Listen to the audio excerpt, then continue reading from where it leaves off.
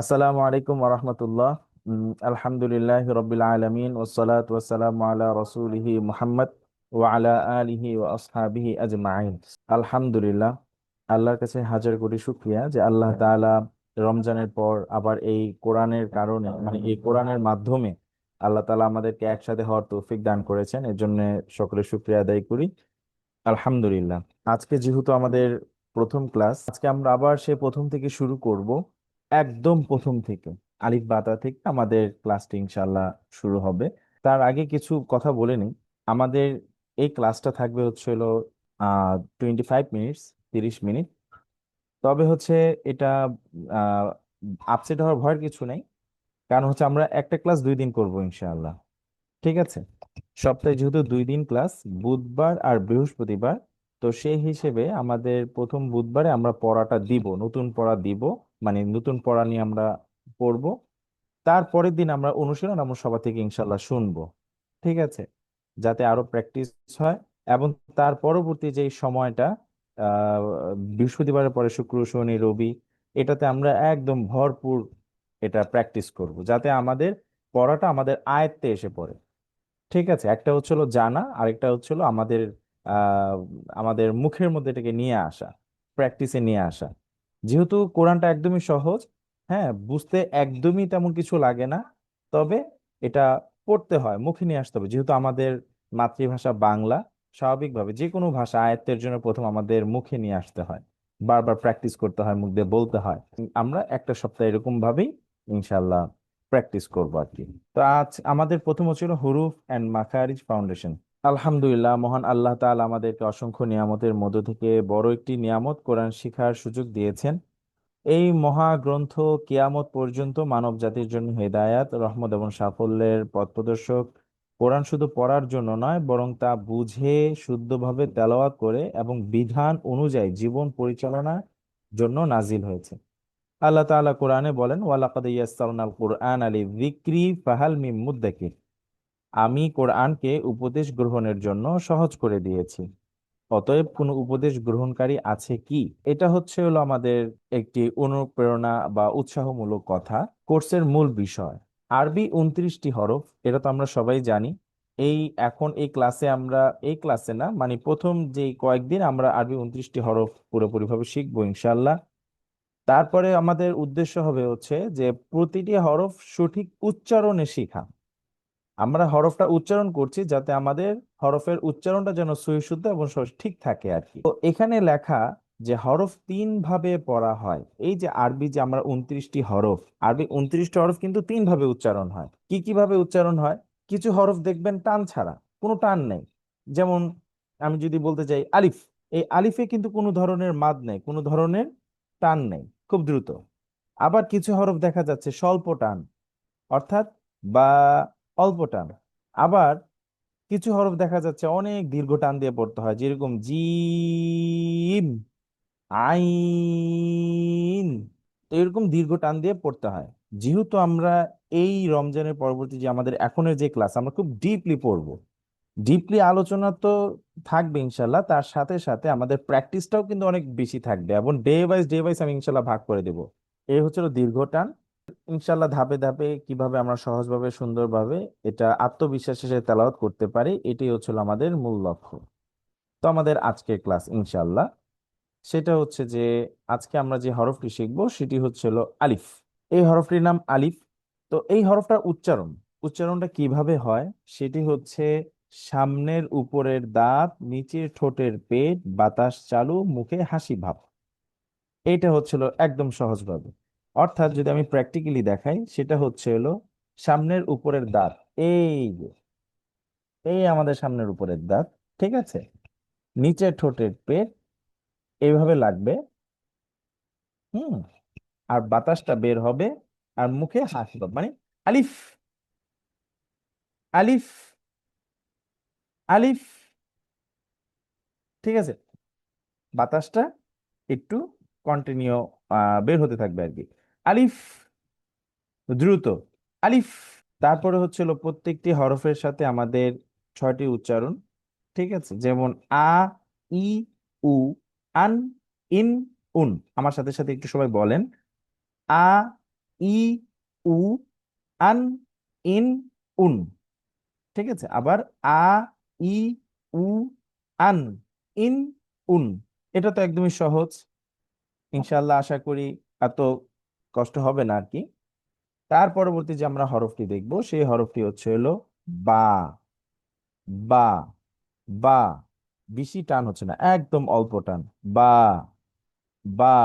আমরা এই কয়েকটা স্লাইড পরেই দেখব এটা সুন্দর একটা নিনজা টেকনিক আছে। নিনজা টেকনিকটা হচ্ছে যে আমার আর বলতে হবে না কোনটা বেশি টান কোনটা অল্প টান, আপনি নিজে ফাইন্ড করে ফেলতে পারবেন যে কোনটা অল্প টান বেশি টান। একটা ট্রিক্স আছে, এটা কয়েকটা স্লাইড পরে আসবে। ঠিক আছে, আচ্ছা আপাতত এতটুকু বলি। বা, বা। তো আচ্ছা, বার উচ্চারণটা কেমন? দুই ঠোঁটের ভিজা জায়গা হইতে উচ্চারণ হয়। আচ্ছা, আমাদের ঠোঁটের এই যে ঠোঁটটা, ঠোঁটের দুইটা অংশ, একটা হলো ভিতরের অংশ, একটা হলো বাইরের অংশ। বাইরের অংশটা অল্টারনেটলি শুকনা থাকে, ঠিক আছে। আর একটু ভিতরে গেলেই আমাদের এই জায়গাটা কিন্তু কি থাকে, একটু ভিজা থাকে। ঠিক আছে, তো স্বাভাবিক যদি আমি বলি, আমরা যেভাবে স্বাভাবিক থাকি, বা, বা, অনেকে বলে বা, না এরকম হবে না, দুইটা শুকনা জায়গা এরকম হবে না স্বাভাবিকভাবে। বা, তো বিভিন্ন উচ্চারণ যেমন বা, বি, বু, বান, বিন, বুন। আচ্ছা, আমার সাথে সাথে সবাই বলেন বা, বি, বু, বান, বিন, বুন। বা, বি, বু, বান, বিন, বুন। এটাও আলহামদুলিল্লাহ আশা করি সহজ। তারপরে আমরা যে হরফটি শিখবো সেই হরফটির নাম হচ্ছে তা। তা, তা, তা, তা, তা। তাড়াতাড়ি হবে না। আবার তা, বেশি টানও হবে না, অল্প টান। তা, তা।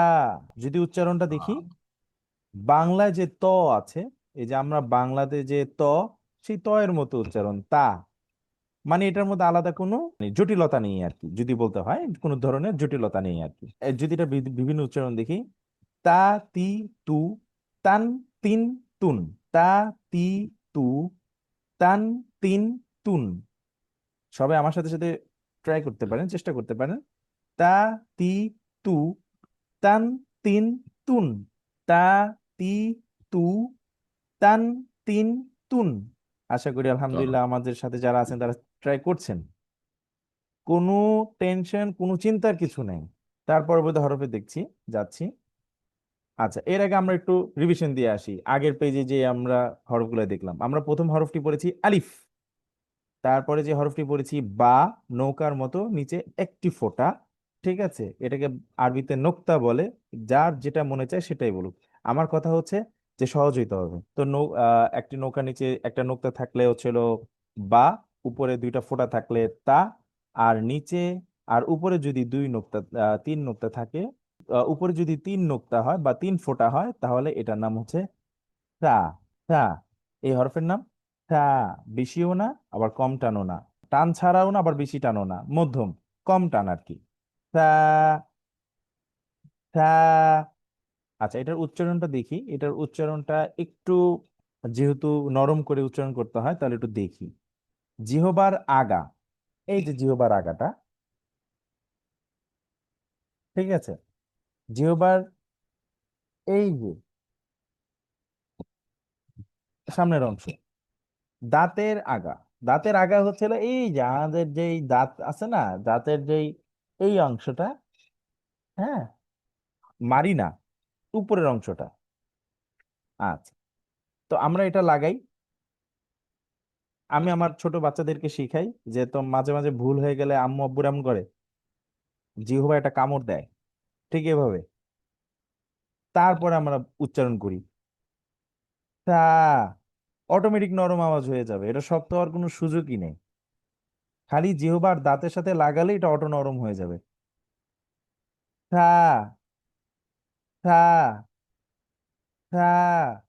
আর কম টান, অর্থাৎ বেশি টান হবে না। তা, তা, তা, তা, তা। সবাই ট্রাই করতে পারি ভিতরে, যার যার জায়গা থেকে। তা, তা। আচ্ছা, এবার বিভিন্ন উচ্চারণের দিকে যাই।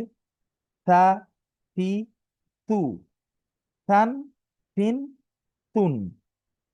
খুবই মনে রাখতে হবে, উকারের সময় যখন আমি হু বলবো, আমার ঠোঁট কিন্তু গোল হতে হবে, হ্যাঁ। ঠোঁট যদি গোল না হয় তাহলে আমার উকারটা সুন্দরভাবে উচ্চারণ হবে না। ঠিক তেমনি ভাবে হুন, হুন যখন বলবো অবশ্যই আমার ঠোঁটটা একটু আমি গোল করব। ঠিক আছে, হয়তো প্রাথমিক দিক থেকে কয়েকজন একটু কষ্ট হতে পারে, কোনো চিন্তার কিছু নেই, ট্রাই করবেন, ইনশাল্লাহ হয়ে যাবে। ঠিক আছে। রা, তি, তু, থান, তিন, তুন, রা, তি, তু, থান, তিন, তুন। কারণ আমি অনেকে দেখেছি উকার উচ্চারণ করে কিন্তু ঠোঁট গোল হয় না, তু, তু, তু, প্রপারলি উচ্চারণটা সুন্দর হয় না। ঠিক আছে। তারপরে আমরা যে হরফটি শিখবো সেই হরফটি হলো জিম। আবারও বলছি, জিম। একটু বেশি টান। তো উচ্চারণ যদি দেখি শক্ত এবং মজবুত হবে, মানে জিম। আমরা যে ABCDEFG পড়েছি, জি, ঠিক এরকম জিম। একটু বেশি টান হচ্ছে, জিম। আবার বলছি, জিম। যদি আমরা বিভিন্ন উচ্চারণ দেখি, যা, জি, জু, জান, জিন, জুন। আবার বলি, যা, জি, জু। খুব খেয়াল রাখতে হবে, এই হরফটা অনেকে জিম বলে, অনেকে ঝিম বলে, ঝিম, অনেকে জিম বলে, এরকম যাতে না হয়। ABCDEFG, জি যেরকম আমরা বলি, অথবা কেউ যখন ডাক দেয় সাদি ভাই, জি, জি ভাই, সেই জি, ঠিক আছে, ঠিক সেভাবে উচ্চারণটা হবে। হ্যাঁ।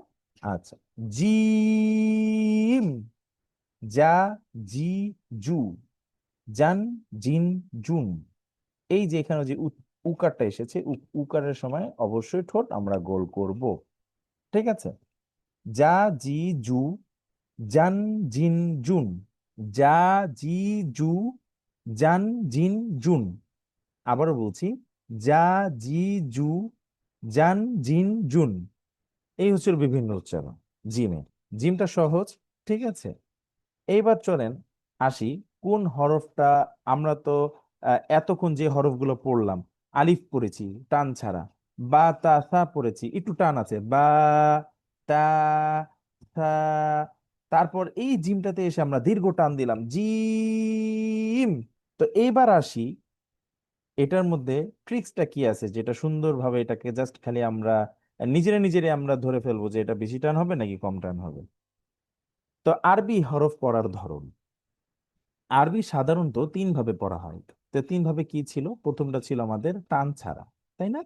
আচ্ছা, শুধুমাত্র দুইটা হরফে টান হয় না, একটা হচ্ছিল আলিফ আর একটা হলো হামজাহ। কোনো টান নেই, আলিফ, হামজাহ। তার মানে আমাদের অলরেডি টান ছাড়া যে স্লট ওটা শেষ। এখন আছে খালি দুইটা পদ, অল্প টান আর বেশি টান, এটা আমাদের বুঝতে হবে। আচ্ছা, কম টান। কম টান এখানে অলরেডি এখানে লেখা আছে, আরবি হরফ বাংলা বানান করতে গেলে যদি একটি মাত্র অক্ষর ব্যবহার হয় সেটি কি কম টান ধরা হয়। এত কিছু মানে এই বাংলা কথাটা আবার মুখস্থ করা লাগবে না, জাস্ট খালি এতটুকু শুনেন, আমি পারে উদাহরণ দিয়ে আমি দেখিয়ে দিচ্ছি। আর বেশি টানের এখানে লেখা আছে, আরবি হরফ বাংলাতে বানান করতে গেলে যদি একের অধিক অক্ষর ব্যবহার হয় তাহলে সেটিকে বেশি টান বলে। তো চলেন এটার উদাহরণটা দেখি আগে। যেমন সা, আমরা কতক্ষণ আগে যে পড়লাম, এটা কিন্তু আমরা আগে কিন্তু ফার্স্ট শর্ট, আমাদের প্রথম ইয়াটা কিন্তু বাদ হয়ে গেছে, হামজা আর আলিফ টান ছাড়া, টান হয়ই না, তার মানে আমাদের শেষ, একটা শেষ। আর আছে অল্প টান আর বেশি টান, এই দুইটাই কিন্তু আমরা এখানে বুঝবো। তো এই যে আমরা যে সা, মানে বেশিও টান দিই নেই, আবার টান ছাড়াও পড়ি নেই, অল্প টান দিয়ে পড়েছি, এটা কিভাবে? এখন এই সাটাকে যদি আমি বাংলায় বানান করি, এখানে দন্তস্ব আকার সা, এখানে একটি অক্ষর এসেছে, বাংলায় একটি অক্ষর এসেছে। তো যেই অক্ষরগুলা, যেই হরফগুলা, আরবি যেই হরফগুলা বাংলায় বানান করলে একটি মাত্র অক্ষর হয়, সেগুলাই কম টান, শেষ। ঠিক আছে। যেমন রা, তারপর আমরা বা পড়েছি না, বা, বাতেও কিন্তু বাংলায় বানান করেন ব আকার বা, তার মানে একটি অক্ষর, অল্প টান। তারপর হলো তা। হ্যাঁ, বাংলায় বানান করলে একটা অক্ষর তা, তার মানে অল্পটা। আচ্ছা, তারপরে হচ্ছে আমরা যে হরফটি দেখছি সেটা হচ্ছিল জিম। হুম, সেটি হচ্ছিল জিম। তো জিমটা যদি আমরা যদি বানান করতে যাই, দেখেন জ, বোরকার জ আর ম, দুইটা অক্ষর আসছে। তো আমরা এর আগের স্লটে যেটা পড়েছি, যদি একের অধিক অক্ষর আসে, একের অধিক, এখানে একের বেশি আছে, মানে এখানে দুইটি আছে, তার মানে এটি দীর্ঘ টান হবে, জিম। এবার আপনারাই বের করবেন, আরবি 29টি হরফের মধ্যে যদি বানান করি, যদি একের অধিক অক্ষর আসে বাংলায়, তাহলে সেটি দীর্ঘ টান, বেশি টান। ঠিক আছে। তারপরে এরকম দেখেন আইন, এখন আমি এটা বাংলা উচ্চারণ করতে গেলে তিনটা অক্ষর আসে, একের অধিক তো, তাহলে এটাও কি দীর্ঘ টান, আইন। এই হচ্ছে হলো এটা ঠিক, মানে বাংলায় একটি অক্ষর ব্যবহার হলে অল্প টান, দুই, একের অধিক আসলেই দীর্ঘ টান। এই হলো ট্রিক্স। ঠিক আছে, এবার আপনারাই বের করবেন যে কোনটা দীর্ঘ টান হবে আর কোনটা অল্প টান হবে। তারপর আমরা যে হরফটি শিখবো সেই হরফটি হচ্ছে হলো হা। হা উচ্চারণটা যদি দেখি, এটা একটু জটিল উচ্চারণ। এই উচ্চারণটা কণ্ঠনালীর মধ্যখান হতে আওয়াজকে চাপ দিয়ে, আমি যদি বলি আগে আমরা একটা আওয়াজ করি, হ্যাঁ আগে আওয়াজ হবে তারপর হরফটা বের হবে, হা। হা, আগে হরফের বাতাসটা বের হবে তারপর হরফটা উচ্চারণ হবে, হা। তাহলে আমাদের জন্য সহজ, হা। ঠিক আছে, এটা ইনশাল্লাহ ট্রাই করলে হয়ে যাবে ইনশাল্লাহ। হা। হা, আবার বলছি, হা। হা, হি, হু, হান, হিন, হুন, হা, হি, হু, হান, হিন, হুন। ক্লিয়ার? তার মানে আরবি এই হরফটা উচ্চারণ সহজ ভাবে হচ্ছিল, আগে বাতাস বের হবে, আগে আমার আওয়াজটা হবে, সাউন্ড আসবে, তারপর হরফটা বের হবে, হা, হি, হু, হান, হিন, আবার হা, হি, হু, হান, হিন, হুন। তারপরে হচ্ছিল আমাদের পরবর্তী যে হরফ সেটি হচ্ছিল হ।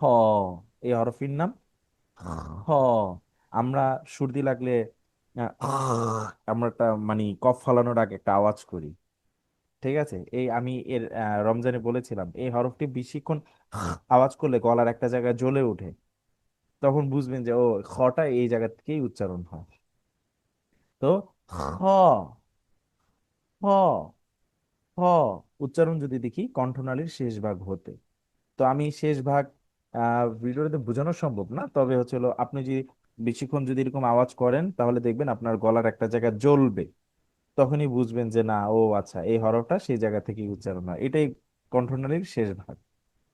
তো খ, খ, খ, খি, খু, খন, খিন, খুন। আবার বলছি, খ, খি, খু, খন, খিন, খুন। আচ্ছা, এখন আমরা একটা একটু, যেহেতু আমরা যে আগের স্লাইডে যে হরফগুলো পড়লাম, আমার সাথে সাথে আপনারা বলবেন কিন্তু জায়গা, যার যার জায়গা থেকে, আলিফ, বা, তা, থা, জিম, হা, হ। আচ্ছা, হা অল্প টান হয়েছে, খ কিন্তু অল্প টান হয়েছে, কারণ বাংলায় লিখতে গেলে একটি অক্ষর এসেছে তাই। ঠিক আছে। আচ্ছা, এবার আসেন অনুশীলন। এইখানে অনুশীলন, এখানে আমরা উল্টো মানে এই যে হরফগুলো পড়লাম, হ্যাঁ আলিফ থেকে নিয়ে প্রায় আমরা 7টা হরফ পড়েছি, এই 7টা হরফ এখানে আমি উল্টো পাল্টো করে দিয়েছি। ঠিক আছে, এখানে আপনারা বের করবেন, এটা জিম, তা, খ, তা, তা, হা, আলিফ, বা, জিম, বা। মোট কথা হচ্ছে আমার এখানে উদ্দেশ্য হচ্ছে আমি যেন অক্ষরগুলো দেখলে চিনি। অনেক স্টুডেন্ট আছে মুখস্থ করে ফেলে আলিফ থেকে নিয়ে ইয়া পর্যন্ত, কিন্তু আমার এটা মুখস্থ উদ্দেশ্য না, আমার দেখে চিনতে হবে, যে আমাকে দেখে কেউ যাতে চিনে যেন এটা সাদি, সাদি হুজুর বা সাদি ভাই। ঠিক আছে, এটা যেন আমরা, তার সাথে সাথে আমরা আকার ইকার উকার দিয়ে, আর ওই যে বিভিন্ন উচ্চারণ দিয়ে আমরা ট্রাই করবো, যেরকম যা, জি, জু, জান, জিন, জুন। ঠিক আছে, তা, তি, তু, এরকম করে আমরা একইভাবে এটাকে ট্রাই করবো ইনশাল্লাহ। এটা নিয়ে ইনশাল্লাহ আগামীকালকে এটা নিয়ে আমরা খালি ঘষা মাজা করবো ইনশাল্লাহ আগামী ক্লাসে। তো এখানে পিডিএফ এ ওইটা থাকবে, এর জন্য আমি এটা এখানে দিয়ে দিয়েছি, হরফের সাথে উচ্চারণ মিলাই। যেমন খ, খ উচ্চারণটা ছিল কণ্ঠনালীর শেষ ভাগ হতে। আমরা যদি পিডিএফটা যদি প্রিন্ট আউট করি তাহলে আমরা অবশ্যই এটা মিলাবো। ঠিক আছে, ম্যাচিং করব। সার উচ্চারণ কিরকম, জিহ্বার আগা, দাঁতের আগা নরম, আওয়াজ কম টান, হায়ের উচ্চারণটা কি, এরকম ভাবে এটা উলট পালট ভাবে দেওয়া আছে, জাস্ট খালি আমরা এরকম ভাবে মিলাবো। ঠিক আছে, এটা হচ্ছিল এই জন্য দেওয়া হয়েছে, যাতে আমাদের উচ্চারণটা যাতে ক্লিয়ার থাকে।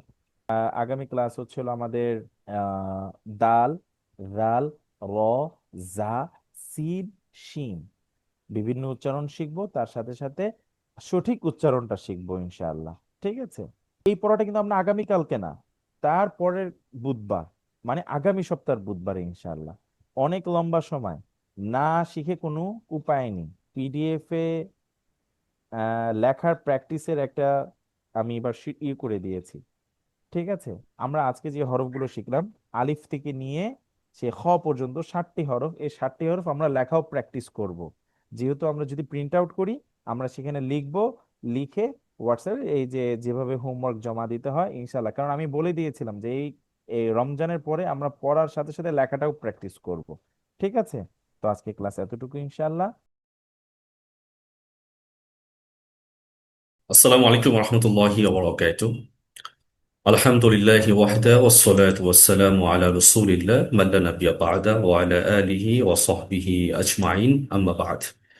আউযু বিল্লাহি মিনাশ শাইতানির রাজীম। বিসমিল্লাহির রহমানির রহিম। ওয়া লাকাদ ইয়াসসারনাল কুরআনা লিয-যিকর ফাহাল মিন মুদ্দাকির। রাব্বি ইশরাহ লি সাদরি ওয়া ইয়াসসির লি আমরি ওয়াহলুল উকদাতাম মিন লিসানি ইয়াফকাহু কাওলি। রাব্বি জিদনি ইলমা।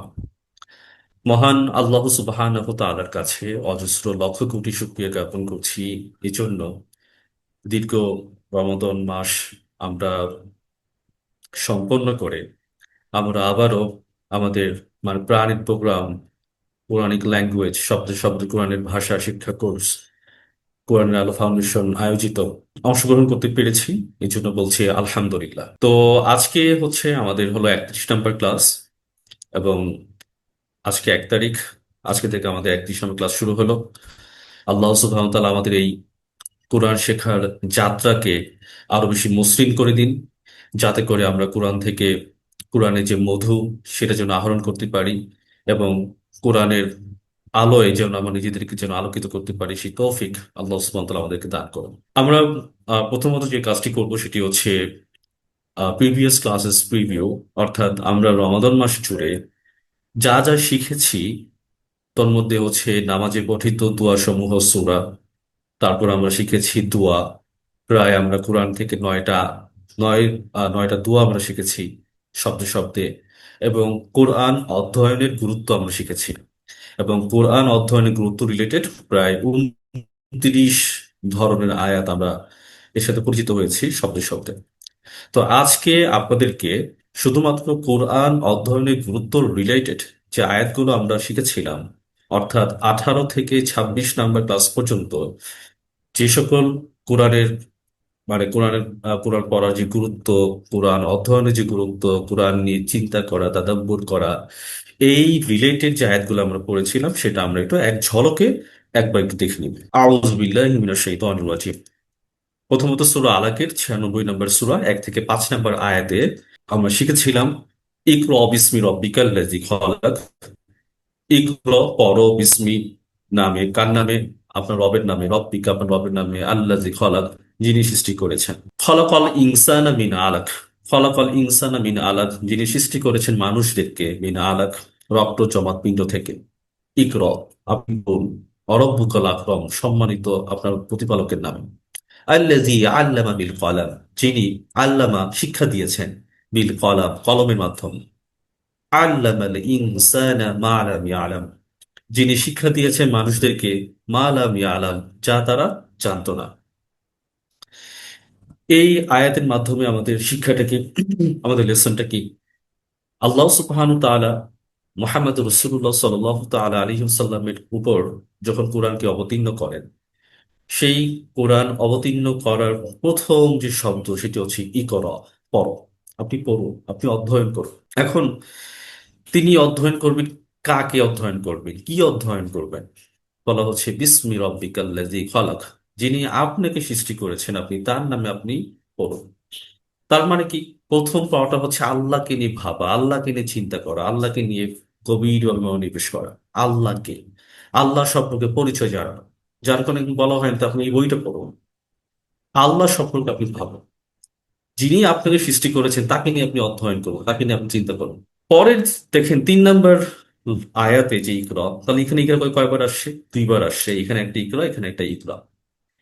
তাহলে প্রথম ইকরা দ্বারা বোঝানো হচ্ছে আপনি আল্লাহ সম্পর্কে আপনি যে জ্ঞানটা পাবেন, সেই জ্ঞানটা কোথায় পাবেন? সেই জ্ঞানটা পাবেন আপনি কোরআনে পাবেন।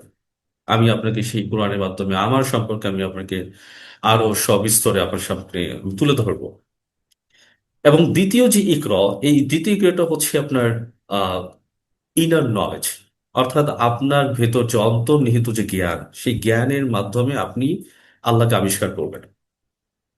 যেমন আপনার তাফসিরে কুরাইশি, সেখানে আপনার আবুল কাসেম ইবন আব্দুর রহমান আল হাওয়াজিন আল কুরাইশি রহিমাহুল্লাহ, তার মতে হচ্ছে এখানে যে ইকরা যে 2বার এসেছে, প্রথম ইকরা দ্বারা বোঝানো হয়েছে সেটা হচ্ছে আমাদের বাহিরগত নলেজ, অর্থাৎ আল্লাহ সুবহানাহু ওয়া তাআলাকে আমাদের দুনিয়াতে যত সৃষ্টি আছে সেই সৃষ্টিগুলোর মাধ্যমে আল্লাহ সুবহানাহু ওয়া তাআলার পরিচয় আমরা পেয়ে যাব।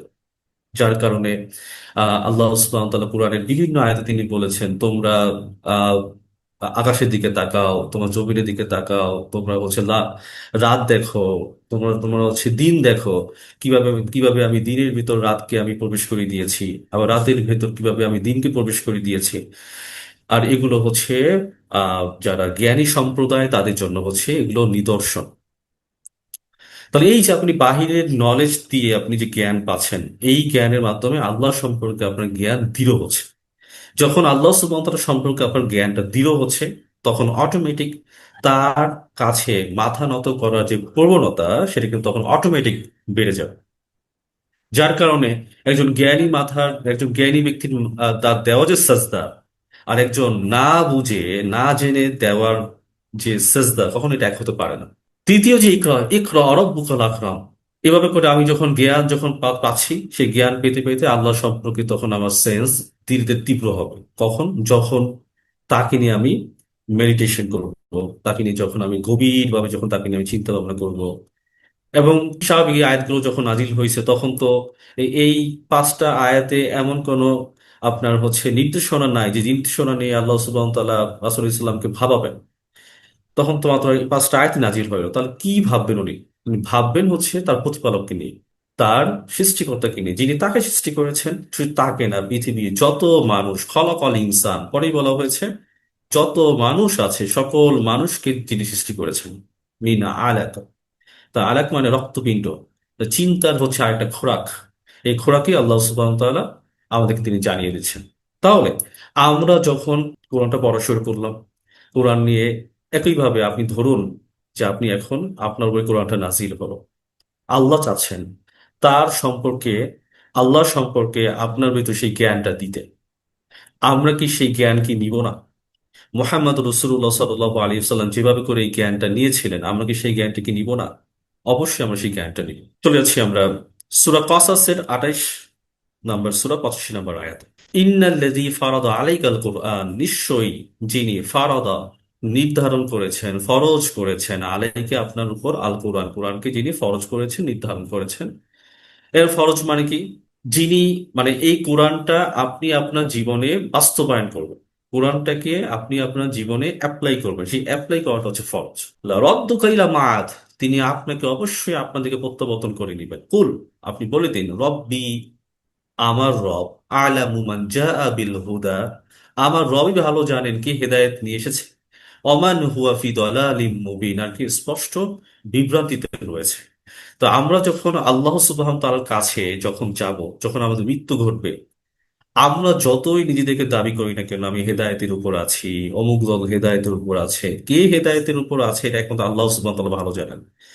এটা আল্লাহ সুবহানাহু ওয়া তাআলা আমাদেরকে জানিয়ে দিচ্ছেন। কুল রব্বি আপনি বলুন, রব্বি আ'লামু, নিশ্চয়ই আপনার রব সবচেয়ে ভালো জানেন। আ'লামু এটা শব্দটি হচ্ছে আরবি ব্যাকরণের দিক থেকে ইসমে তাবদীলের সিগা, অর্থাৎ যিনি কিনা সবচেয়ে ভালো জানেন। তাহলে কুল রব্বি আ'লামু, যিনি সবচেয়ে আপনার রব মানে আমার রব সবচেয়ে ভালো জানেন, মান জাআ বিল হুদা, কে হেদায়েত নিয়ে এসেছে, এটাই হচ্ছে আল্লাহ সুবহানাহু ওয়া তাআলা ভালো জানেন। অমান হুয়া ফি দালালিন মুবিন, আর কি স্পষ্ট বিভ্রান্তির মধ্যে রয়েছে, এটাও আল্লাহ সুবহানাহু ওয়া তাআলা সবচেয়ে ভালো জানেন। এটার মাধ্যমে আপনার ভিতরে একটা জ্ঞান তৈরি হবে। এখন আপনি যখন ইউটিউব, ফেসবুক, যেহেতু এখন সারা পৃথিবী জুড়ে জ্ঞানের ছড়াছড়ি, এই যে এখান থেকে জ্ঞান ছড়াচ্ছে, এখান থেকে জ্ঞান বের হচ্ছে, আপনি কার কাছ থেকে আপনি জ্ঞান পাবেন না, কিন্তু সেই জ্ঞান কি আপনাকে হেদায়েতের দিকে নিচ্ছে কিনা আপনি এটা কি করে বুঝবেন? দেখবেন অনেকেই কিন্তু এইভাবে করে বলে অমুক হচ্ছে গিয়ে জাহান্নামের তক্তা, মানে সে এখান থেকে সে বলে দিচ্ছে অমুকে জাহান্নামে চলে যাবে, অমুকে জান্নাতে চলে যাবে, অমুকে আমরা আহলে হক, আমরা ওরা হচ্ছে আহলে বাতিল। এই যে আহলে হক আহলে বাতিল এই কথাগুলোর বলার দায়িত্ব কি আল্লাহ সুবহানাহু ওয়া তাআলা আমাকে দিয়েছেন? কি করে বুঝতে পারছি আমি যে আহলে হকের উপরে আছি, আমি যে জান্নাতের উপর, আমি যে মানে সঠিক রাস্তায় যে আমি আছি, এটা আমি কি দেখে বুঝতে পারছি? তা নিজেকে নিজে সে হকের উপর আছে সে বলতেই পারে। আপনি বিশ্বাস রাখবেন আপনি হকের উপরে আছেন, আপনি সত্যের উপর আপনি দাঁড়িয়ে আছেন। আর আল্লাহ সুবহানাহু ওয়া তাআলার কাছে আপনি সবসময় দোয়া করবেন, আল্লাহ আমার ভেতর যদি কোনো ত্রুটি থাকে, ভুল ভুল ত্রুটি থাকে, আমার চিন্তা ভাবনা যদি কোনো ত্রুটি থাকে, আপনি আমাকে সেই চিন্তাগুলোকে আপনি সংশোধন করে দেন। যার কারণে কিন্তু আমরা এই দোয়াগুলো পড়ি, রব্বানা লা তুজিগ কুলুবানা বা'দা ইয হাদাইতানা, হে আমাদের রব, আপনি আমাদেরকে হেদায়েত আসার পর আপনি আমাদেরকে মানে পথভ্রষ্ট করে দিয়েন না, আমাদের অন্তরকে বক্র করে দিয়েন না। তাহলে এটা আল্লাহর কাছে আমরা দোয়া করছি আমাদের চিন্তা যেন কোনো প্রকার ত্রুটি না আসে। যার কারণে আমরা কিন্তু পাঁচ ওয়াক্ত নামাজে বারবার বারবার প্রতি রাকাতে এই নামাজ সূরা ফাতিহা পাঠ করি, ইহদিনাস সিরাতাল মুস্তাকিম, হে আল্লাহ আপনি আমাদেরকে সঠিক সহজ পথে রাখুন। কেন তাহলে এই কথাটা যদি এত সহজই হতো, কারণ চারদিকে এত বেশি প্ররোচনা, শয়তানের কার্যকলাপ, সেখানে আপনাকে শয়তানের কাজই হচ্ছে আপনাকে জান্নাতের পথ থেকে ট্র্যাক ঘুরিয়ে জাহান্নামের দিকে ওকে মানে ঘোরা মানে আপনাকে হাঁটানো, এটা তো শয়তানের মূল কাজ। তাই সেখানে কোনোভাবেই আমরা এই আত্মতুষ্টিতে ভুগবো না যে আমি হকের উপরে আছি বলে আমি একদম নিশ্চিন্তে নাক টেনে ঘুমাচ্ছি, এই কাজ কখনোই মুমিনের হতে পারে না। মুমিন সবসময় আল্লাহর কাছে দোয়া করবে এবং সে তার কার্যক্রম অ্যাক্টিভিটিস এর মাধ্যমে, সে তার আল্লাহ সুবহানাহু ওয়া তাআলার দেওয়া আদেশ নিষেধ পালনের মাধ্যমে সে নিজেকে আপনার হচ্ছে গিয়ে মৃত্যুর জন্য সে নিজেকে প্রিপারেশন নিবে, যাতে করে আল্লাহ সুবহানাহু ওয়া তাআলা যখন তিনি আমাকে প্রশ্ন করবেন, সেই প্রশ্নের উত্তর যেন আল্লাহ আমাদেরকে সহজ করে দেন। যার কারণে ইন্নাল্লাযী ফারাদা আলাইকাল কুরআন, নিশ্চয়ই যিনি, যিনি ফারাদা নির্ধারণ করেছেন আলাইকাল কুরআনে, কুরআন পড়াটাকে, কুরআন পড়া মানে কি কুরআনটাকে বাস্তবায়ন করাকে ফরজ করেছেন আপনার জীবনে। তার মানে কি মুহাম্মদ রাসূলুল্লাহ সাল্লাল্লাহু তাআলা আলাইহি ওয়াসাল্লাম হচ্ছে এটা জীবন্ত কুরআন। মা আয়েশা রাদিয়াল্লাহু তাআলা আনহাকে বলা হয়েছিল যে মুহাম্মদ রাসূলুল্লাহ সাল্লাল্লাহু আলাইহি সাল্লাম তিনি কেমন ছিলেন, অর্থাৎ তাবেঈরা যখন তাকে প্রশ্ন করলো তখন তিনি উত্তর দিলেন যে তোমরা কি কখনো কোরআন পড়ে দেখোনি? তো তো যাদেরকে তিনি প্রশ্ন করেছে তারা একটু অবাক হয়ে গিয়েছেন, এটা কেমন হতো, হ্যাঁ অবশ্যই আমরা কোরআন পড়েছি। তাহলে খোদা মানে খোদ যে কোরআনটাই হচ্ছে গিয়ে মোহাম্মদ রসুল্লাহ সাল্লাহ সাল্লামের চরিত্র, তার পুরো ক্যারেক্টারটি হচ্ছে কোরআন। অর্থাৎ এই কোরআনটাকে দিয়ে যেমন মোহাম্মদ রসুল্লাহ সাল্লাহ আলী সাল্লামকে তৈরি করা হয়েছে, অনেক বেশি উন্নত করা হয়েছে, তাকে তাকে তৈরি করা হয়েছে, একইভাবে এই কোরআনটা, কোরআনের টাচে যে আসবে, কোরআনের টাচে যখন আপনি আসবেন, আমি আসবো, আমরা সবাই আসবো, ঠিক একইভাবে মোহাম্মদ রসুল্লাহ সাল্লাহ আলী সাল্লামের মতো আমরাও সেই কোরআন দ্বারা আলোকিত হব, আল্লাহ সুবহানাহু ক্লোজ হতে পারবো। এবং আমাদেরকে জানিয়ে দেওয়া হচ্ছে যে আপনি যেমন আপনাকে আসতে হবে হচ্ছে গিয়ে আল্লাহর কাছে, আমাদের প্রত্যেকটা ব্যক্তিকে আল্লাহর কাছে আমাদের যেতে হবে। তা আমার জন্য এই আত্মতুষ্টিতে না ভুগি, যেটা হচ্ছে কে হেদায়েতের উপর আসছে কে হেদায়েতের উপর নাই, এটা একমাত্র আল্লাহ সুবহানাহু ওয়া তাআলা জানেন। এই জ্ঞানটা নিজে নিজে দায়িত্ব নিয়ে নিলে, আমি হেদায়েতের উপর আছি অমুকে হেদায়েতের উপর নাই, এই ধরনের আত্মতুষ্টিমূলক বক্তব্য যেন আমাদের মুখ থেকে কখনোই বের না হয়। বরং আমরা আশা করব, আল্লাহর কাছে দোয়া করব, আল্লাহ আশা রাখি আমি হিদায়তের উপর আছি, আমার ভিতর যদি কোনো ত্রুটি থাকে আপনি আমাকে সেই ত্রুটিগুলো আপনি আমাকে আহ শুধরিয়ে দিন এবং আপনি আমাদেরকে ক্ষমা করে দেন। আমরা চলে যাচ্ছি পরবর্তী আয়াতে, সূরা ফুরকান 25 নম্বর সূরা 30 নম্বর আয়াত। অকাল রসুল ইয়া রব্বি ইন্না কওমি ইত্তাখাযু হাযাল কুরআনা মাহজুরা। আর রসুল বলবেন হে রব, আর হে আমার রব, রাসূলুল্লাহ সাল্লাল্লাহু আলাইহি ওয়াসাল্লাম বলবেন, ইন্না কওমি ইত্তাখাযু, নিশ্চয়ই আমার সম্প্রদায় গ্রহণ করেছে হাযাল কুরআনা মাহজুরা, অর্থাৎ এই কোরআনকে তারা পরিত্যক্ত করে তারা রেখেছে। তাহলে আমরা আমাদের ক্লাসে আমরা বিস্তারিত আলোচনা করেছিলাম যে মাহজুরা শব্দটির অর্থ হচ্ছে, আরবি ভাষায় যত লুগাত এসেছে, এই মাহজুর মানে হচ্ছে হলো এমন ভাবে পরিত্যক্ত করা যা কিনা মানে মানুষের কাছে যখন কোনো কিছু মানে নন ইম্পর্টেন্স মনে হয়, যখন তার কাছে আনইম্পর্টেন্ট লাগে, তখন তারা যেমন এটাকে একটা পাশে ছুঁড়ে রাখ ফেলে দেয়, এগুলো হচ্ছে হলো মাহজুর। যেমন আপনি যখন কোনো খাতা বা কাগজ আপনি যখন লিখে নোট করেন, নোট খাতা যখন নোট করেন, নোট করার পর সেই খাতাগুলো যখন আপনার টাইম যখন এক্সপায়ার্ড হয়ে যায়, তখন আমরা কি করি, সেটা খাতাগুলো স্তূপ করে আমরা রেখে ফেলি। এবং ওই কাগজে কি আছে না আছে পরে একটা আমাদের নলেজও থাকে না, তখন কোনো ব্যক্তির কাছে এগুলো আবার পাইকারি সেল করে দিয়ে এগুলো। তাহলে এই মাহাজুরা হচ্ছে এরকম, কোরআনের ধারের কাছেও নাই। ধারের কাছে নাই বলতে কোনটা, এই কোরআন দুটো জিনিস একই সাথে, কোরআনকে রিডিং আপনার পড়া, আন্ডারস্ট্যান্ডিং বোঝা, একই সাথে নিজের জীবনে অ্যাপ্লাই করা। তাহলে এই তিন ক্যাটাগরির ভেতরে যে ব্যক্তিরা থাকবে না, তাদের ব্যাপারে আল্লাহ সুবহানাহু ওয়া তাআলা কি করবেন, নালিশ করবেন আল্লাহর কাছে। তাহলে আমাদের পীর সাহেব, আমাদের যারা আছেন, আমাদেরকে জাহাজে করে পার করে দিবেন, আল্লাহর কাছে সাথে ফাইট করবেন, আল্লাহকে সুপারিশ করবেন এবং তাকে জান্নাতে নিয়ে যাবেন, এই যে এই ধরনের যে মুখরোচক কথাবার্তাগুলো, বুঝাই যাচ্ছে এগুলো টিকে না। কেন টিকে না? আল্লাহর কোরআনের সামনে টিকে না। যেখানে রাসূলুল্লাহ সাল্লাল্লাহু আলাইহি সাল্লাম আল্লাহর কাছে সুপারিশ তো দূরে থাক, নালিশ করবেন, তো সেখানে আপনার ব্যাপারে সুপারিশ আপনি কি করে আশা করেন? যদি কোনো ব্যক্তি সুপারিশ করতে পারে, সেই সুপারিশ করার পারমিশন দিবেন আল্লাহ সুবহানাহু ওয়া তাআলা। যদি পারমিশন দেন, যাকে এই পারমিশন হতে পারে কোন একজন সাধারণ ব্যক্তি, তাহলে পারমিশনও দিতে পারেন।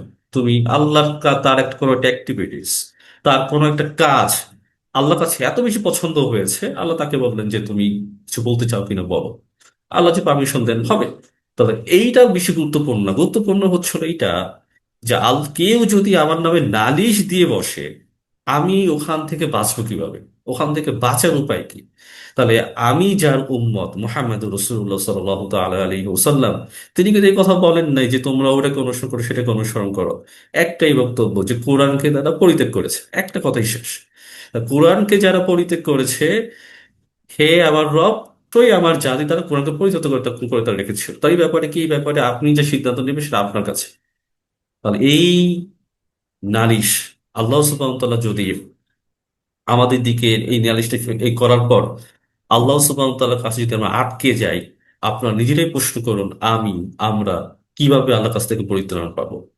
তাহলে অবশ্যই কি করতে হবে, আমাকে কোরআন অধ্যয়ন করতে হবে, কোরআনে চিন্তা করতে হবে। কেন কোরআনে চিন্তা করবেন? কারণ কোরআনকে নিয়ে চিন্তা করলে আপনার ভিতর আল্লাহ সম্পর্কে যে জ্ঞান, সেই জ্ঞানটা তৈরি হবে। আপনার ভিতর যত বেশি জ্ঞান তৈরি হবে, তত বেশি হচ্ছে আপনি আল্লাহর কাছে জবাবদিহি করতে ভয় পাবেন। যেমন দেখবেন ছোট একটা বাচ্চা, তাকে যদি কারেন্টের কোনো যে সুইচ থাকে, সেখানে কিন্তু আমরা হাত দিতেই না। কেন দেই না? কারণ হচ্ছে বাচ্চা, আপনি জানেন এই ব্যাপারে আপনার জ্ঞান আছে যে এখানে ও যদি হাত দেয়, ও ও হচ্ছে গিয়ে কারেন্টের শর্ট খেয়ে খাওয়ার সম্ভাবনা আছে। কিন্তু বাচ্চার তো ওই জ্ঞানটা নাই, যার কারণে ও যেখানে কৌতূহল পায় ও সেখানে হাত দেয়। ওর কাছে মানে সাপ হোক, ও তো মনে সাপকে তো হচ্ছে দড়ি মনে করে, দড়িটা নড়াচড়া করে, ও ওই সাপ ধরার চেষ্টা করে। কিন্তু সাপের ছোবলকে আপনি ভয় পান কেন? কারণ আপনি সাপ সম্পর্কে আপনার জ্ঞান তৈরি হয়েছে, তাই সাপ কামড় দিলে মানুষ মারা যায়। এই ভয়ের কারণে আপনি সাপ মানে অনেকে নাম শুনলেও ভয় পায়। নাম শুনতে হয় না, কেউ যদি জানে যে এই ঘরের ভিতরে সাপ ঢুকছে, কেউ ওই ঘরের ভিতরে কেউ থাকবে না, ভয় পাবে। কারণ কি? কারণ হচ্ছে হলো সাপের ব্যাপারে আপনার জ্ঞান তৈরি হয়েছে। একইভাবে আপনি যখন আল্লাহ সুবহানাহু ওয়া তাআলা তিনি তার প্রতিশ্রুতি রক্ষা করবেন, হাসরের ময়দানে আল্লাহ সুবহানাহু ওয়া তাআলা তিনি তার প্রতিশ্রুতি রক্ষা করবেন। ডিসিশনস এর যে ফলাফল, রেজাল্ট হবে দুটো, জান্নাত অথবা জাহান্নাম। জান্নাত অথবা মাঝখানে একটা গ্রুপ থাকবে যারা হচ্ছে আরাফ, যারা জান্নাতও যাবে না জাহান্নামে যাবে না, সেটা হিসাবটা আলাদা। কিন্তু এই ডিসিশনস এর ভিতরে আপনি কোথায় পড়বে আপনি জানেন না। যদি জাহান্নাম হয়ে যায়, সেখান থেকে বাঁচার উপায় কি আপনি জানেন না। আপনার নামে কেউ সুপারিশ করবে, এই চিন্তা আপনি মাথার ভিতরে আনার কোনো সুযোগ নাই। তাহলে আপনার হচ্ছে আহ তার মূল মেসেজটা কি? তা কোরআনটাকে আপনাকে পড়তে হবে, কোরআন নিয়ে আপনাকে গবেষণা করতে হবে, ভাবতে হবে, চিন্তা করতে হবে। তৃতীয়ত হচ্ছে কোরআনের আলোকে আপনি আপনার জীবনটাকে আপনি গঠন করবেন, পরিচালনা করবেন। কোরআনটা কেমন? কোরআনটা খুবই সহজ। সূরা কমারের 54 নম্বর সূরা 17, 22, 32 ও 40 নম্বর আয়াতে বলা হচ্ছে, ওয়ালা কদ ইয়াসসারনাল কুরআনা লিযিকর ফাহাল মিন মুদ্দাকির। অর্থাৎ নিশ্চয় আমি কোরআনকে খুবই সহজ করে দিয়েছি। কেন? ফাহাল মিন মুদ্দাকির, তোমাদের মধ্যে কেউ আছো কি যে এই কোরআনটাকে উপদেশ গ্রহণকারী হিসেবে তোমার নিল? তাহলে আল্লাহ বলছেন কোরআনটা সহজ। আমরা 1 মাস যারা ক্লাস করেছি, আপনারা যথারীতি বুঝতে পেরেছেন যে কোরআনটা কি আসলে কঠিন নাকি সহজ। একটা ভাষা শেখার জন্য সবচেয়ে গুরুত্বপূর্ণ বিষয় হচ্ছিল সেই ভাষার ভোকেবুলারি জানা। আমরা গ্রামার দিয়ে মাথা নষ্ট করে ফেলি। আপনি যত বেশি ভোকাবুলারি জানবেন, আপনার নলেজ তো, আপনি সেই ভাষা সম্পর্কে তত বেশি আপনার জ্ঞান তৈরি হবে। এরপর আসবে শব্দ গঠন, শব্দ কিভাবে তৈরি হয়, আবার আপনার ভাষা ব্যাকরণ, ভিতরে ইনসাইট, এই যে প্যাটার্নে কিভাবে থাকে, সেটা হচ্ছে পরবর্তী আলাপ। কিন্তু ঠিক আমরা ওই জায়গাটা ফোকাস দিয়েছি। অর্থাৎ আমরা এই গ্রামারের এত জটিল জটিল ভেতরে না গিয়ে আমরা এখন কি করলাম, 1 মাস আমরা জাস্ট শুধু কোরআনের শব্দ দিয়ে ভাষাটা আমি শিখেছি।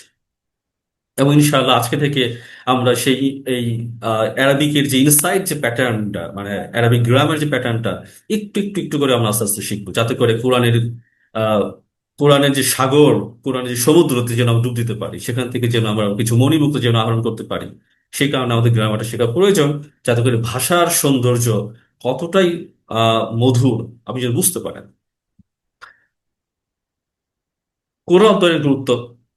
সূরা মুজাম্মিল 73 নম্বর সূরা 1 থেকে 6 নম্বর আয়াতে বলা হচ্ছে, ইয়া আইয়ুহাল মুজাম্মিল, হে চাদর জড়ানো ব্যক্তি, কুমিল লাইলা ইল্লা কলিলা, রাতে জেগে উঠুন, ইল্লা কলিলা কিছু অংশ ব্যতীত, নিসফাহু, এটা হতে পারে রাতের অর্ধেক, আউইনকুস, হতে পারে তার চেয়েও কম, মিনহু কলিলা, আও জিদ আলাইহি ওয়ারাত্তিলিল কুরআন তারতিলা, হতে পারে এই যে রাতের অর্ধেক বা তার তিলা কোরআন আপনি সুবিন্যস্ত ভাবে তিলাওয়াত করুন, পাঠ করুন। আও জিদ আলাইহি অরত্তিলিল কুরআন তারতিলা, অথবা জিদ আলাইহি, অথবা তার চেয়েও বেশি, অর্থাৎ রাতের অর্ধেক, অর্ধেকের চেয়ে কম, যদি আপনি পারেন আপনি তার চেয়েও বেশি আপনি রাত্রি জাগরণ করুন।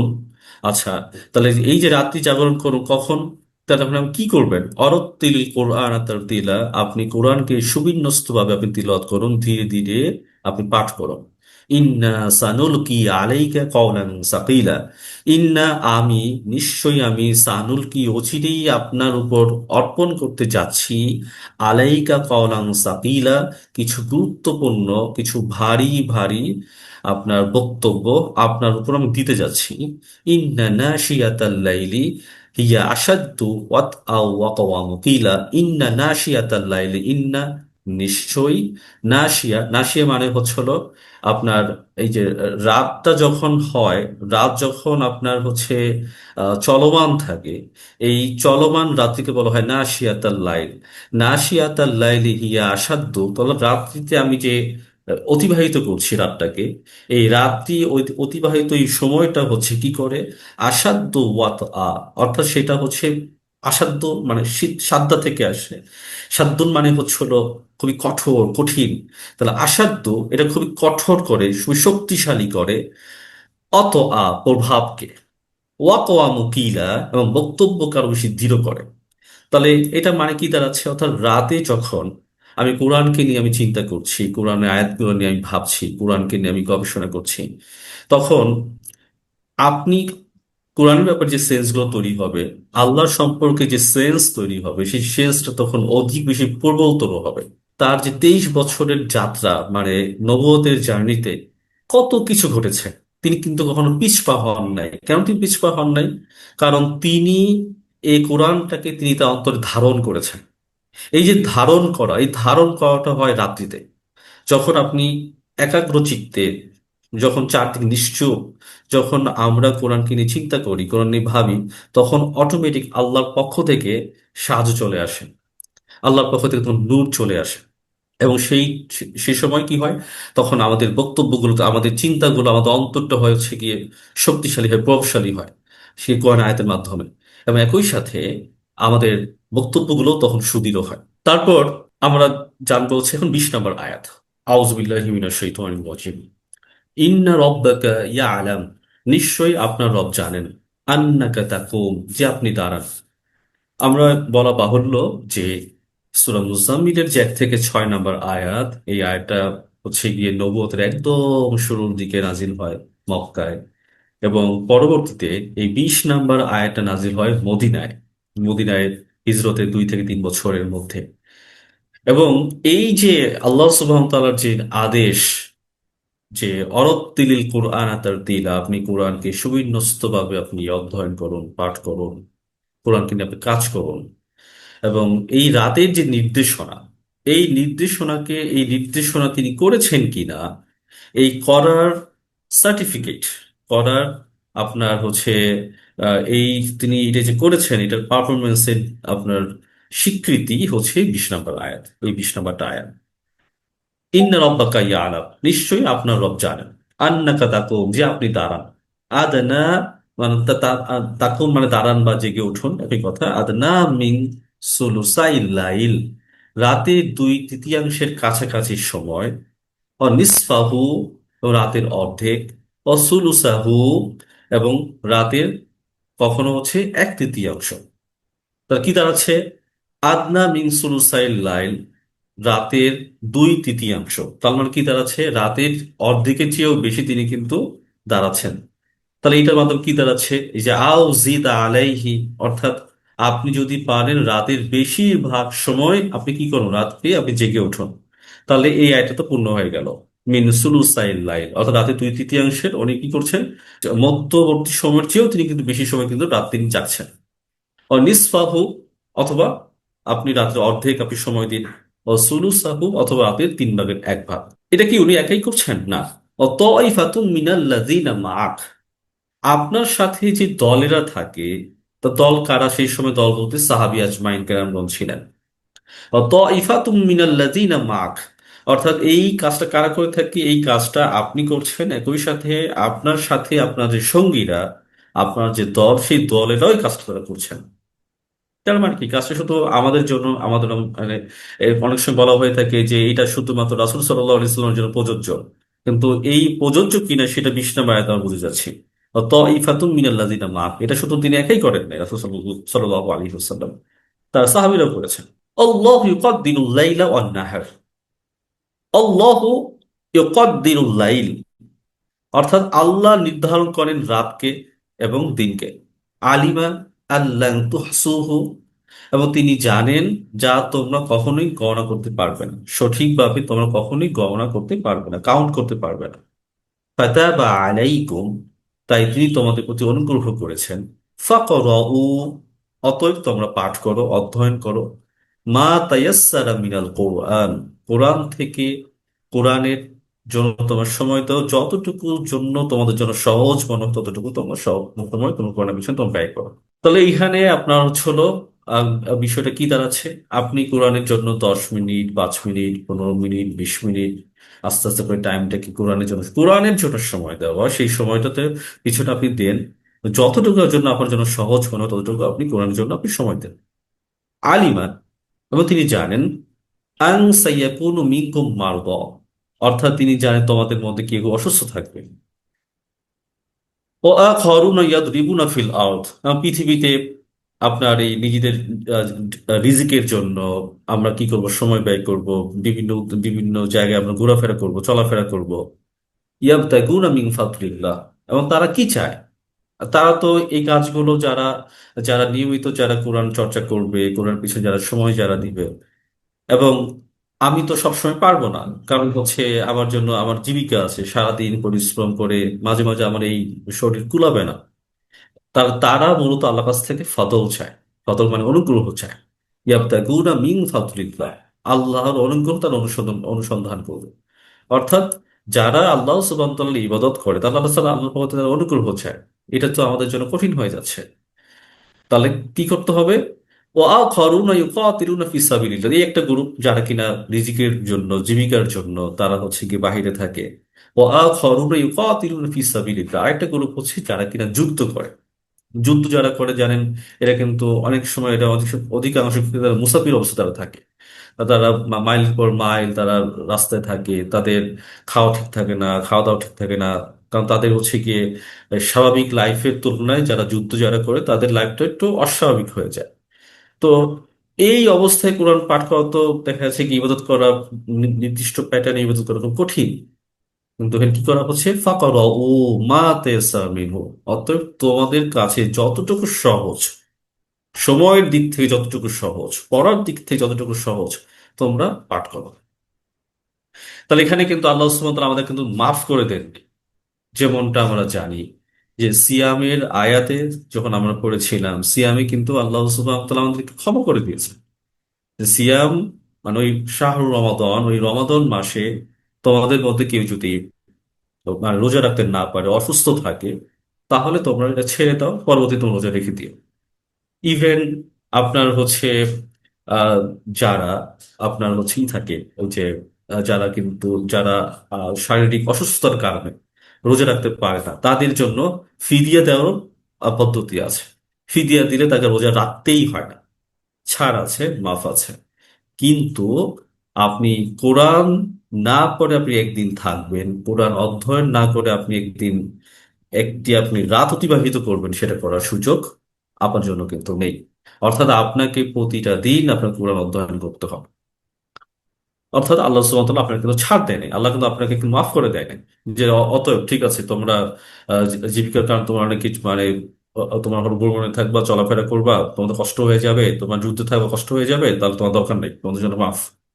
বলা হচ্ছে কি, ফাকারা ও তোমরা সবাই পাঠ করো, মা তায়াসসারা মিনহু, অর্থাৎ কোরআন তোমাদের কাছে যতটুকু সহজ মনে হয় ততটুকু তোমরা পাঠ করো। ততটুকু বলতে হচ্ছে টাইম।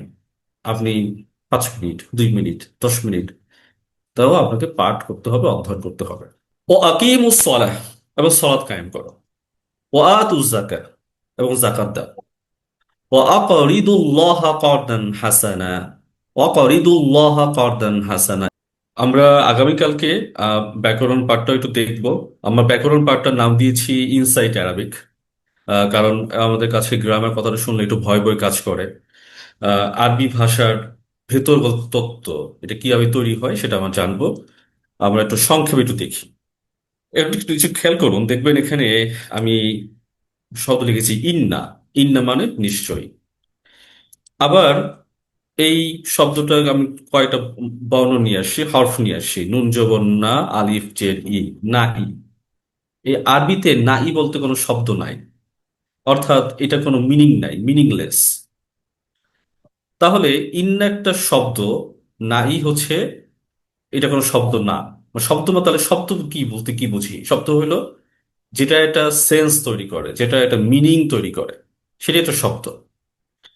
একইভাবে যদি খেয়াল করে ইয়া আলামু, ইয়া আলাম মানে সে জানে।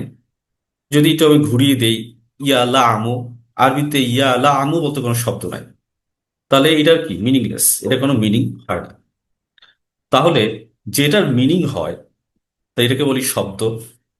তাহলে কতগুলো বর্ণ, হরফ বা লেটার যদি একত্র হয়, অথবা একটা আরবিতে একটা শব্দ, একটা লেটার, একটা হরফও যদি আসে, সেটা যদি মিনিং থাকে, তখন সেটাকে বলি আমরা হচ্ছে হলো, আরবিতে বলা হয় কালিমা, ইংলিশে বলা হয় ওয়ার্ড, এবং বাংলা বলা হয় শব্দ।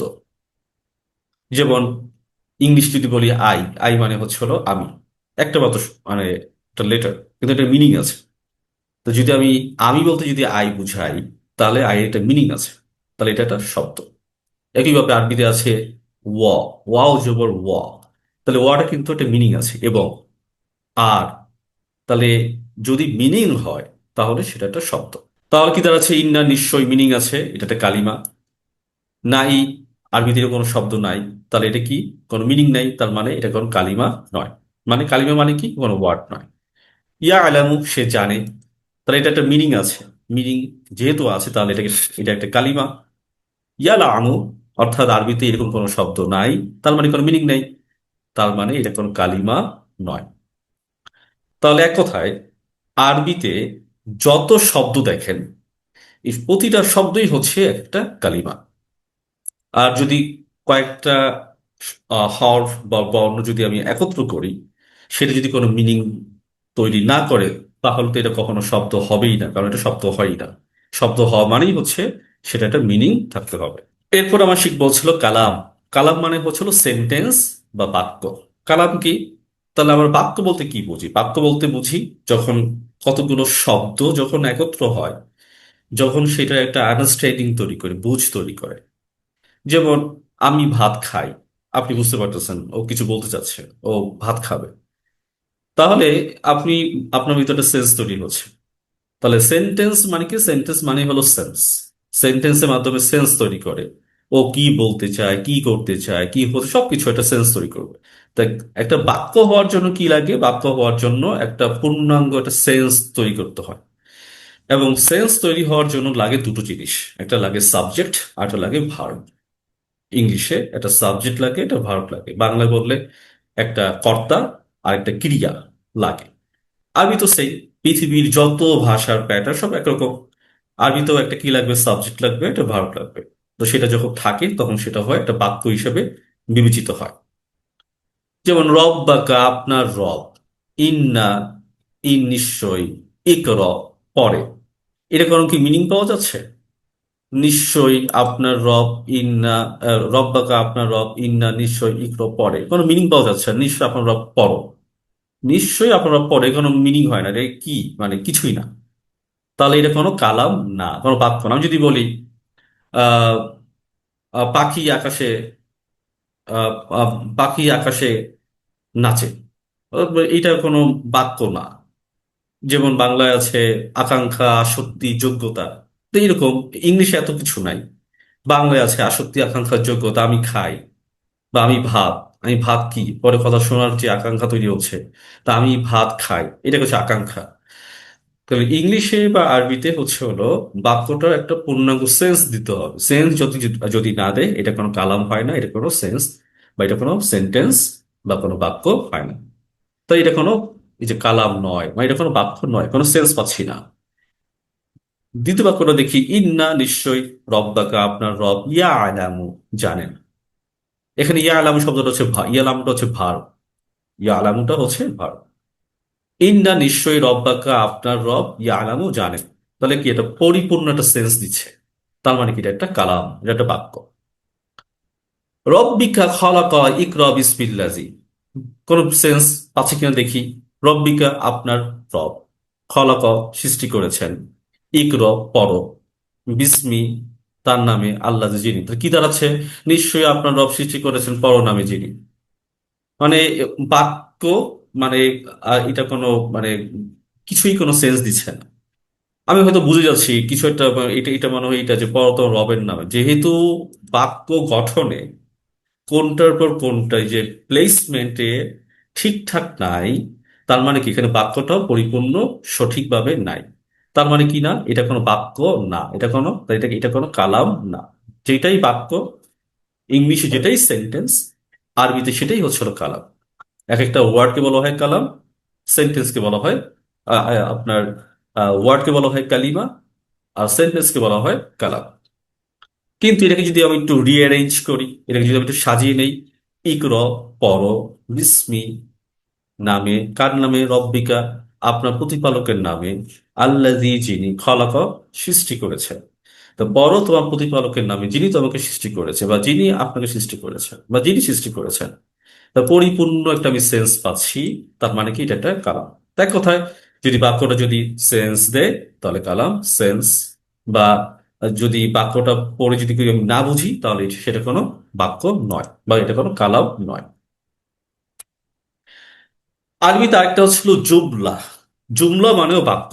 আরবিতে, আরবিতে জুমলা বলেও বাক্য হিসেবেই বিবেচনা করা হয়। কিন্তু জুমলার সাথে একটা সম্পর্কটা হলো, জুমলাটা বলতে বুঝি আমরা এটা একটা খণ্ডিত বাক্য বা খণ্ডিত অংশ, এটা বাক্যের খণ্ডিত অংশ বা খণ্ডিত বাক্য, যেটাকে আমরা বলতে পারি ফ্রেজ অথবা ক্লোজ।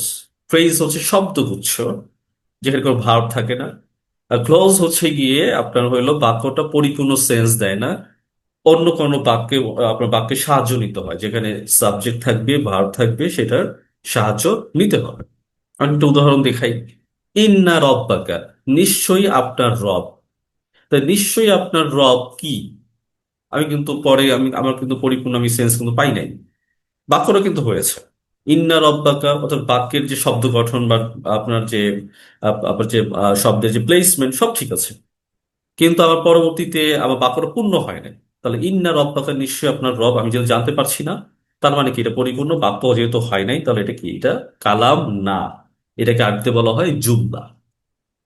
আবার ইন্না রব্বাকা ইয়ালাম, নিশ্চয়ই আপনার রব জানেন, তাহলে ইয়ালামু বলার সাথে সাথে বাক্যটা পূর্ণ হয়ে গেল।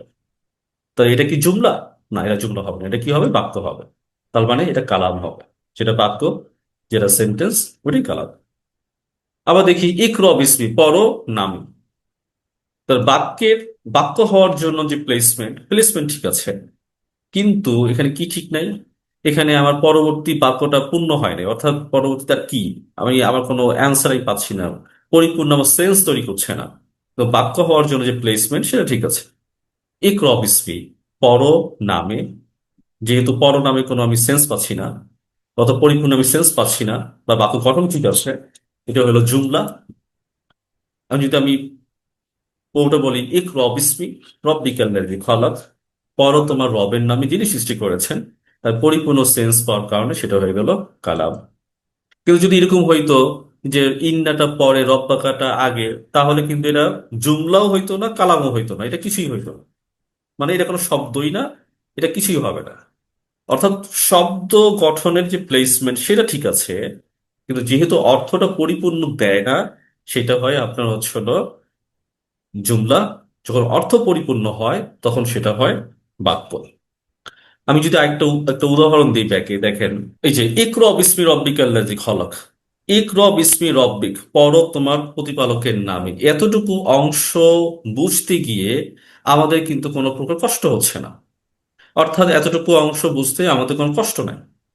তাহলে এই অংশটা কিন্তু আপনার হচ্ছে পরিপূর্ণ একটা বাক্য। ইকরা বিসমি রব্বিক, পড়ো তোমার রবের নাম। এটাকে আপনি জুমলাও বলতে পারেন, এটাকে আপনি বাক্যও বলতে পারেন।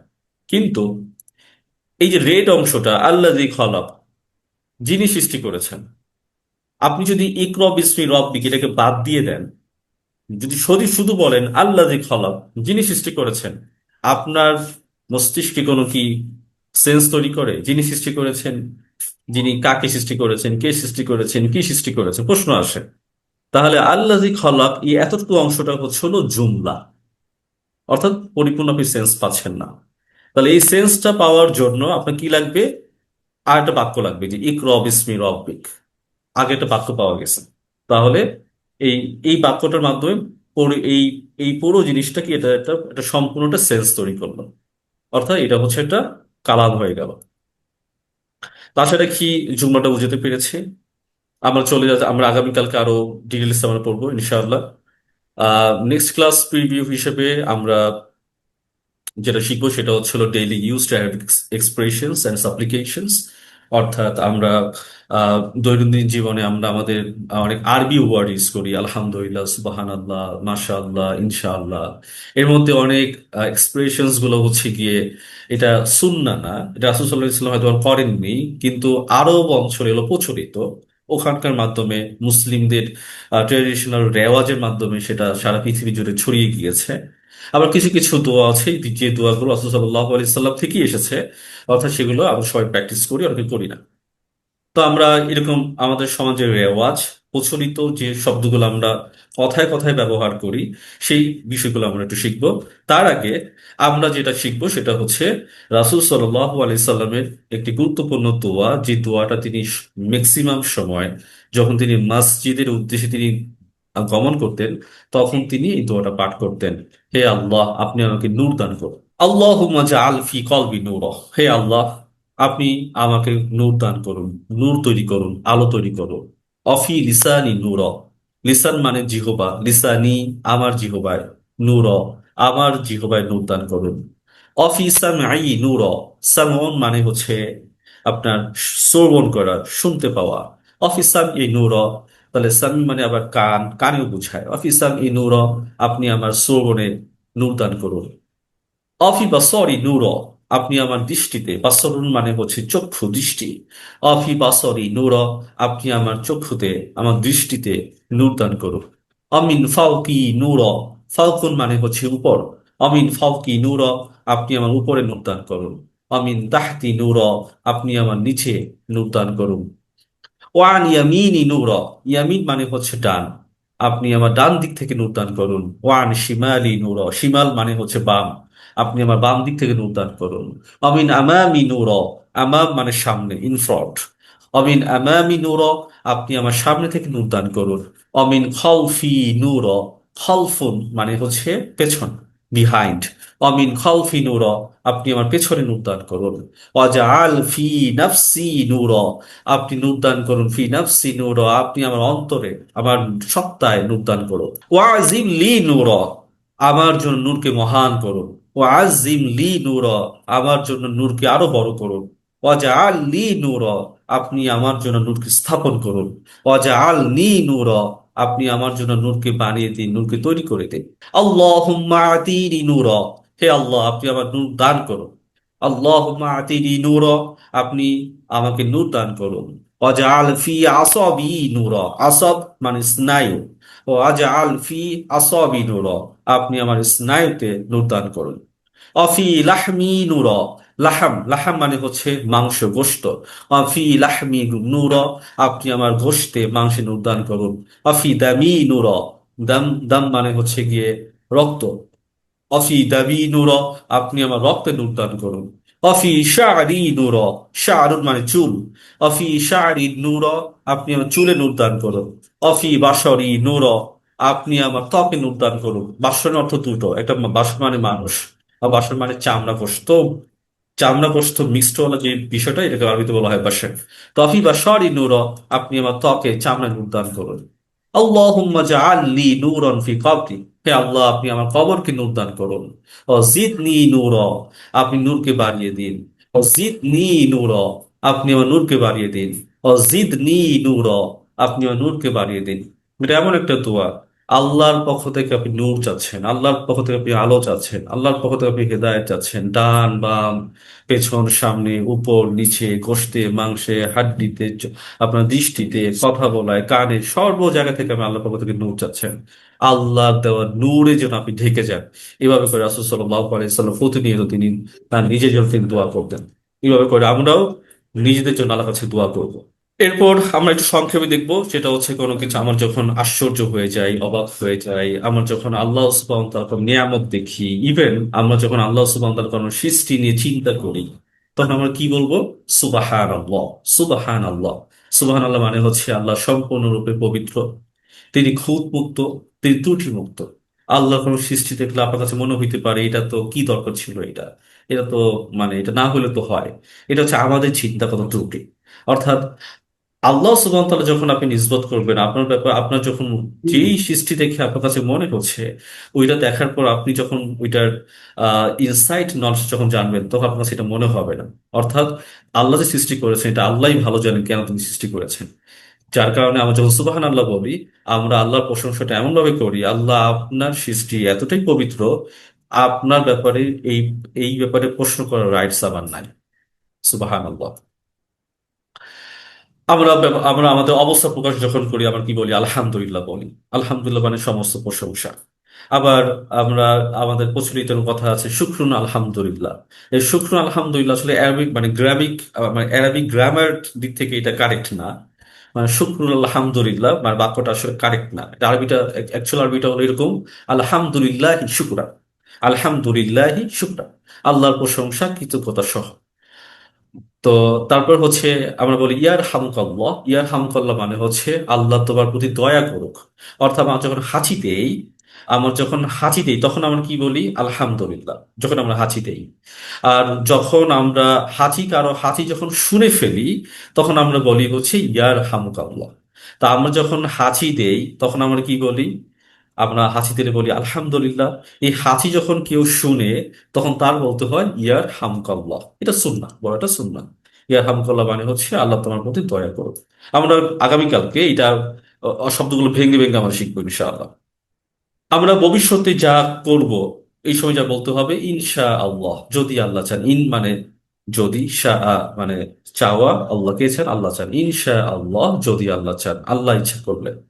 আমাদের মৃত অনেকে আছে, তুমি কেমন আছো? ইনশাআল্লাহ ভালো আছি। তা ইনশাআল্লাহ ভালো আছি আসলে এই জায়গাটা ইনশাআল্লাহ বলতে হয় না, ওখানে বলতে হয় আলহামদুলিল্লাহ। আপনি আপনার অবস্থা প্রকাশ করছেন, আল্লাহ প্রশংসা করছেন। আপনি যেটা ভবিষ্যতে করবেন, এখনো করেন নেই, সেই ক্ষেত্রে বলবেন ইনশা আল্লাহ, যদি আল্লাহ চান। তারপর কারো সফলতা, কারো সৌন্দর্য, কারো ক্ষমতা বা কোনো দৃষ্টিনন্দন ঘটনা দেখলে যা বলতে হয়, মাশা আল্লাহ, মাশা আল্লাহ, যা আল্লাহ চেয়েছেন তাই হয়েছে। কেউ জিপিএ 5 পেয়েছে, কেউ ভালো রেজাল্ট করেছে, কি বলবো, মাশা আল্লাহ, আল্লাহ যা চেয়েছে তাই হয়েছে। তো এখানে আসলে ওর কোনো ক্ষমতা নাই। এখানে মানে আল্লাহ চেয়েছেন বিধে পড়াশোনা করেছে, আল্লাহ চেয়েছেন বিধে পড়াশোনার জন্য ডেডিকেশন বেড়ে গিয়েছে, আর এই জন্যই ওর এটা হয়েছে, মাশাআল্লাহ। আল্লাহ যদি কারোর দ্বারা দিনে খেদমত নিতে চান, এটা ওর কোনো ক্রেডিট নাই। আল্লাহ চেয়েছেন তাই আল্লাহ ওর ভিতরে জ্ঞানটা দিয়েছেন, আল্লাহ চেয়েছেন তাই হচ্ছে ওর ভিতরে সেই বুঝ তৈরি হয়েছে, আল্লাহ চেয়েছেন বিধে তার ভিতরে সেই উদ্দীপনা, সেই আপনার জোশ তার ভিতরে আল্লাহ দিয়ে দিয়েছেন, সেটা হয়েছে। তা কারোর ভিতর সেই সৌন্দর্য, ক্ষমতা, দৃষ্টি যাই দেখি না কেন, আমরা তখন কি বলবো, মাশা আল্লাহ, যা আল্লাহ চেয়েছেন তাই হয়েছে। তারপর আমরা কি বলি, কোনো অনৈতিক কোনো কাজ, কোনো অপরাধ, কোনো ঘটনা দেখে ফেললে বা করে ফেললে বলতে হবে আস্তাগফিরুল্লাহ, আস্তাগফিরুল্লাহ, আমি আল্লাহর কাছে ক্ষমা চাই। আপনি এমন কিছু দেখছেন যেটা অন্যায়, আল্লাহর আল্লাহ পক্ষ থেকে আযাব আসে, পানিশমেন্ট আছে, শাস্তি আছে, তো তখন আমি কি বলবো, আস্তাগফিরুল্লাহ, আমি আল্লাহর কাছে ক্ষমা চাই। আমাদের দেশে একটি দোয়া প্রচলিত আছে, আস্তাগফিরুল্লাহ রাব্বি মিন কুল্লি যামব ওয়া আতুবু ইলাইহি লা হাওলা ওয়ালা কুওয়াতা ইল্লা বিল্লাহিল আলিয়্যিল আযীম। যদিও এই দোয়াটা রাসূল সাল্লাল্লাহু আলাইহি সাল্লামের মুখ নিঃসৃত বাণী থেকে দোয়া না, তিনি অধিকাংশ দোয়াটা পাঠ করতেন, আস্তাগফিরুল্লাহ আল্লাযী লা ইলাহা ইল্লাহু আল হাইয়ুল কাইয়্যুম ওয়া আতুবু ইলাইহি, তিনি এই দোয়াটা পাঠ করতেন। তবে এই দোয়াটা বিভিন্ন আল্লাহওয়ালা মনীষীরা তারা এই দোয়াটা তারা পাঠ করতেন, সেই হিসেবে এই দোয়াটা খুবই চমৎকার একটি দোয়া। আস্তাগফিরুল্লাহ, হে হে আল্লাহ, আমি ক্ষমা প্রার্থনা করি, রব্বি, হে আমার রব, মিন কুল্লি, সমস্ত কিছু থেকে, জাম, গুনাহ, আমার যত রকমের গুনাহ আছে, সকল প্রকার গুনাহ থেকে আমি আপনার কাছে আমি ক্ষমা ক্ষমা প্রার্থনা করছি। ও আতুবু ইলাই, আর আমি তওবা করে আমি আপনার দিকেই ফিরে গিয়েছি। লা হাওলা ওয়ালা কুওয়াতা ইল্লা বিল্লাহ, খুবই ভারী একটা এইটা একটা ফ্রেজ, আরবিতে খুবই ভারী একটা ফ্রেজ। লা হাওলা ওয়ালা কুওয়াতা ইল্লা বিল্লাহ, লা হাওলা কেউই নেই, সাধ্য করার কেউ নেই, ওলা কুয়া কোনো শক্তি নেই, অর্থাৎ আপ মানে আপনি ছাড়া, আল্লাহ ছাড়া কোনো শক্তি নেই, কোনো ক্ষমতা নেই। কি ক্ষমতা নেই? এই গুনাহকে ক্ষমা করা, এই গুনাহকে মাফ করার, এই আমার ভালো কর্ম, আমার আমি যে কাজ করব, সে কাজ করার ক্ষমতা আমার নাই যদি আল্লাহ আমাকে না দেন। পৃথিবীতে আমি ঘর থেকে বের হচ্ছি, বাসা থেকে বের হওয়ার পর আমি ঘরে যে ফিরবো, এই ক্ষমতা আমার নাই যদি আল্লাহ সুবহানাহু ওয়া তাআলা আমাকে সেই ক্ষমতা না দেন, আমাকে সাহায্য না করেন। রাস্তায় দুর্ঘটনা ঘটে গেল, পাটা ভেঙে গেল, আর মৃত্যু হয়ে গেল, তাহলে এই ক্ষেত্রে কি হয়ে গেল, কি করতে হবে, আল্লাহর কাছে নিজের জীবনটাকে শপথ করে দিতে হবে, শপথ করে দেওয়া যে লা হাওলা ওয়ালা কুওয়াতা ইল্লা বিল্লাহ, আল্লাহ ব্যতীত কোনো শক্তি নেই, কোনো সাহায্য নেই, কোনো সামর্থ্য নেই। তাহলে আমার যে গুনাহ, এই গুনাহ থেকে মাফ করার মতো সেটা একজনই আছেন, সেটা হচ্ছে আল্লাহ সুবহানাহু ওয়া তাআলা। আল আলিয়্যিল আযীম, আলী মানে তিনি সর্বোচ্চ, আল আযীম মানে মহান। আল্লাহর মর্যাদা এত সুউচ্চ। আযীম মানে হচ্ছে হলো, এটা হলো কাউন্টলেস, অর্থাৎ এটাকে আপনি এটা এটা হচ্ছে আপনার মানে আনকাউন্টেবল নাম্বার। আযীম যখন আরবিতে যখন আসে, সেটা আনকাউন্টেবল নাম্বার হিসেবে ব্যবহার করা হয়, সেটাকে আপনি কখনো একটা সংখ্যা দিয়ে করতে পারবেন না। যাকে আমরা কি বলি, অসংখ্য দয়া, অসংখ্য রহমত, মানে এটা আনকাউন্টেবল, এখানে আপনি কোনো কোনো সংখ্যা দিয়ে আপনি ই করতে পারবেন না। তা আল্লাহর মর্যাদা, আল্লাহর যে মহানতা, সেটা সর্বোচ্চ। এইভাবে করে আমি দোয়াটা পাঠ করে থাকি। তো আজকের আলোচনা আমাদের এই পর্যন্তই থাকলো। আগামীকালকে ইনশাআল্লাহ আপনার সবাই সম্পৃক্ত থাকবেন, ক্লাসে জয়েন করবেন, ফ্রেজ গুলো, বাক্যগুলো আমরা শব্দ শব্দ ইনশাআল্লাহ শিখবো আগামীকালকে ইনশাআল্লাহ। সুবহানাকাল্লাহুম্মা ওয়া বিহামদিকা আশহাদু আল্লা ইলাহা ইল্লা আনতা আস্তাগফিরুকা ওয়া আতুবু ইলাইক। আসসালামু আলাইকুম ওয়া রাহমাতুল্লাহ।